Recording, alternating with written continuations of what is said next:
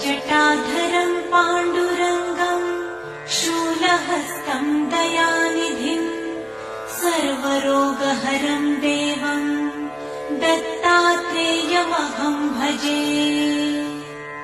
जगदुत्पत्तिकर्त्रे च स्थितिसंहारहेतवे भवपाशविमुक्ताय दत्तात्रेय नमोऽस्तु ते। जराजन्मविनाशाय देहशुद्धीकराय च दिगम्बरदयामूर्ते दत्तात्रेय नमोऽस्तु ते। कर्पूरकान्तिदेहाय ब्रह्ममूर्तिधराय च वेदशास्त्रपरिज्ञाय दत्तात्रेय नमोऽस्तु ते। ह्रस्वदीर्घकृशस्थूला नामगोत्रविवर्जिता पञ्चभूतैकदीप्ताय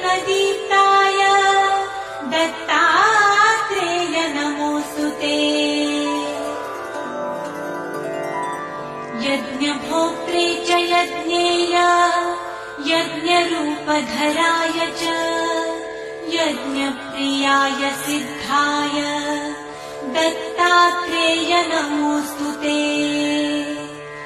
आदौ ब्रह्मा मध्ये विष्णु अन्ते देवः सदाशिव मूर्तित्रयस्वरूपाय दत्तात्रेय नमोऽस्तु ते।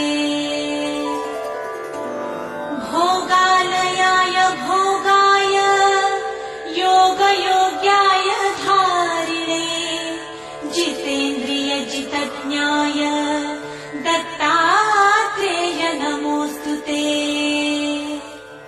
दिगम्बराय दिव्याय दिव्यरूपधराय च सदोदितपरब्रह्म दत्तात्रेय नमोऽस्तु ते। जम्बुद्वीपमहाक्षेत्र मातापुरनिवासिने भजमानसतां देव दत्तात्रेय नमोऽस्तु ते। भिक्षाटनं गृहे ग्रामे पात्रं हेममयं करे नानास्वादमयी भिक्षा दत्तात्रेय नमोऽस्तु ते। ब्रह्मज्ञानमयी मुद्रा वस्त्रे चाकाशभूतले प्रज्ञानघनबोधाय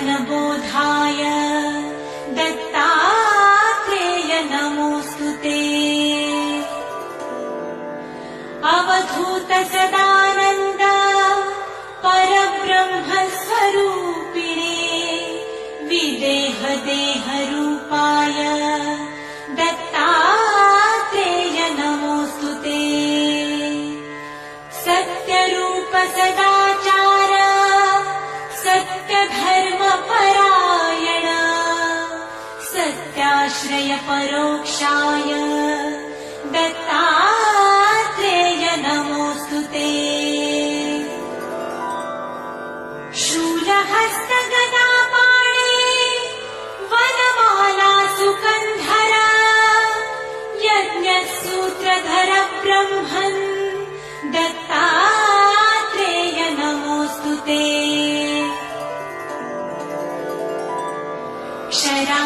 क्षराक्षरस्वरूपाय परात्परतराय च दत्तमुक्तिपरस्तोत्र दत्तात्रेय नमोऽस्तु ते। दत्तविद्याढ्यलक्ष्मीश दत्तस्वात्मस्वरूपिणे गुणनिर्गुणरूपाय दत्तात्रेय नमोऽस्तु ते। शत्रुनाशकरं स्तोत्रम् ज्ञानविज्ञानदायकम् सर्वपापं शमं याति दत्ता